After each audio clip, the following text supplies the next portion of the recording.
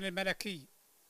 غادر بحمد الله ورعايته خادم الحرمين الشريفين الملك عبد الله بن عبد العزيز آل سعود مستشفى بريسبتريان مساء يوم أمس الثلاثاء بتوقيت نيويورك 15 من محرم من عام 1432 للهجرة، الموافق ل21 من ديسمبر من عام 2010 للميلاد، بعد أن من الله جل جلاله عليه بالصحة والعافية،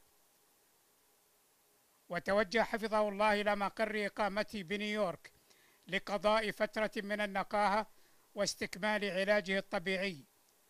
وقد وجه رعاه الله خالص شكره ومحبته وامتنانه لأبنائه وبناته شعب المملكة العربية السعودية على مشاعرهم النبيلة تجاهه أيده الله، كما عبر مقامه الكريم عن خالص شكره وتقديره لكل من سأل أو بعث بتمنياته له بالصحة والعافية، خاصة أصحاب الجلالة والفخامة والسمو قادة الدول العربية والإسلامية والصديقة.